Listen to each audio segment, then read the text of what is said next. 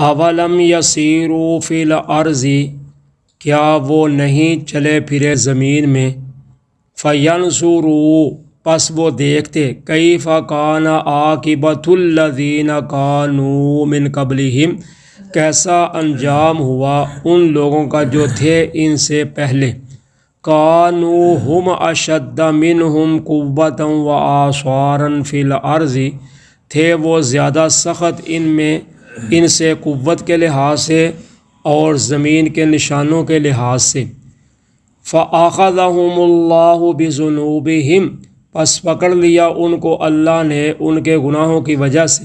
وَمَا كَانَ لَهُم مِّنَ اللَّهِ مِن وَاقٍ، اور نہیں تھا کوئی اللہ کے سوا ان کو بچانے والا۔ پیچھے جو سبق پڑھا تھا کل، اس میں آخرت کا تذکرہ تھا کہ جو مجرم باغی لوگ کافر مشرک ہیں ان کا جو انجام ہوگا کیا قیامت کے دن، اس کا تذکرہ تھا۔ تو اب اللہ تعالیٰ ان کو زمینی جو حقائق ہیں، جو زمینی عذاب آئے تھے پہلی قوموں کے، ان کے بارے میں آگاہ کرتے ہیں کہ چلیں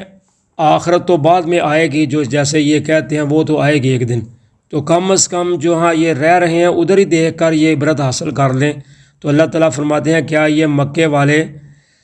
چلتے پھرتے نہیں ہیں، یعنی یہ ملک شام جاتے ہیں اور دیگر ملکوں میں جاتے ہیں،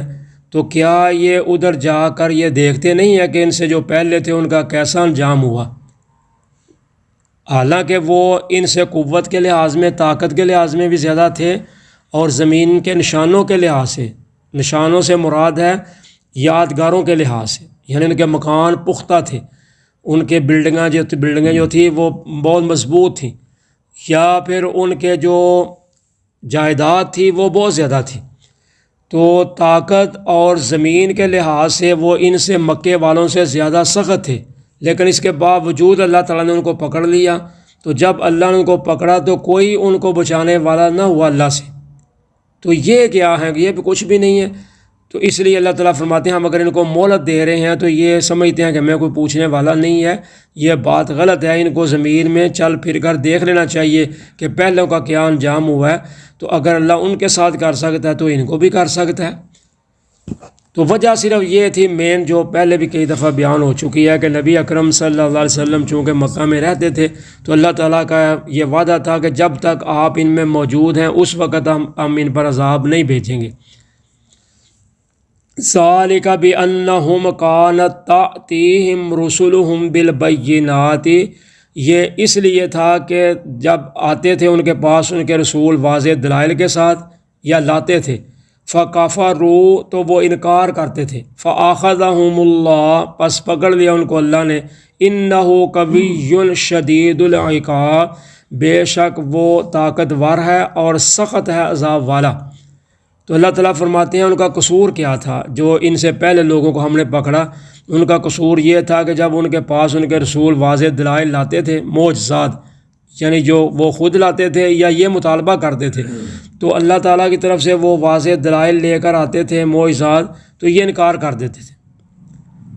وہ خود لاتے تھے پھر بھی انکار کرتے تھے، اگر یہ مطالبہ کرتے تھے تو رسول اللہ کی طرف سے کوئی لاتا تھا تو پھر بھی انکار کر دیتے تھے۔ تو اللہ تعالیٰ فرماتے ہیں پھر ہم نے ان کو پکڑ لیا۔ تو اللہ تعالیٰ کی ذات جو ہے وہ سخت طاقتور بھی ہیں اور سخت عذاب والے بھی ہیں۔ وَلَقَدْ أَرْسَلْنَا مُوسَىٰ بِآيَاتِنَا وَسُلْطَانٍ مُّبِينٍ، اور البتہ تحقیق بھیجا ہم نے موسیٰ علیہ السلام کو واضح نشانیوں کے ساتھ، معجزات کے ساتھ اور واضح دلیلوں کے ساتھ، اِلَىٰ فِرْعَوْنَ وَحَامَانَ وَقَارُونَ، فرعون، حامان اور قارون کی طرف، فَقَالُوا سَاحِرٌ كَذَّابٌ، پس انہوں نے کہا یہ جادوگر ہے جھوٹا۔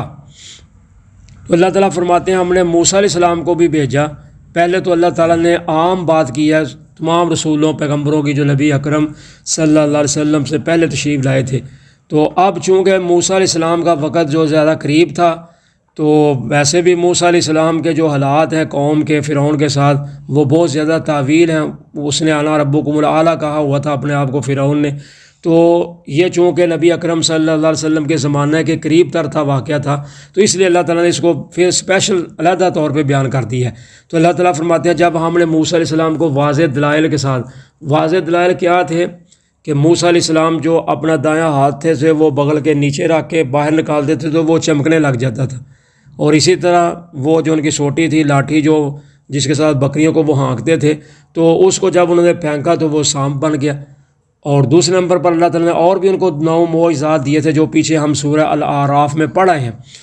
تو اللہ تعالیٰ فرماتے ہیں ہم نے ان کو واضح دلائل اور کھلی آیتوں کے ساتھ بھیجا، لیکن کس کی طرف؟ فرعون، حامان اور قارون کی طرف۔ تو جو فرعون تھا وہ تو مصر کا بادشاہ تھا نا، تو حامان جو تھا وہ اس کا وزیر مشیر تھا،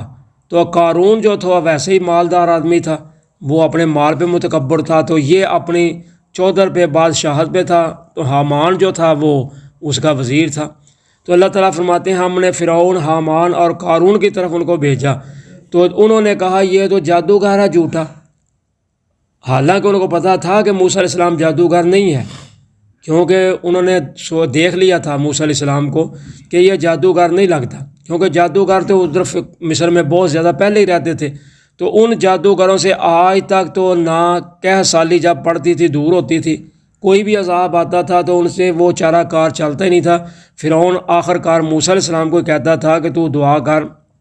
اگر یہ مصیبت ہماری ٹال جائے تو ہم ایمان لے آئیں گے۔ اللہ کے نبی موسیٰ علیہ السلام دعا کرتے، مصیبت پریشانی دور ہو جاتی، پھر وہ اسی طرح ہو جاتے تھے۔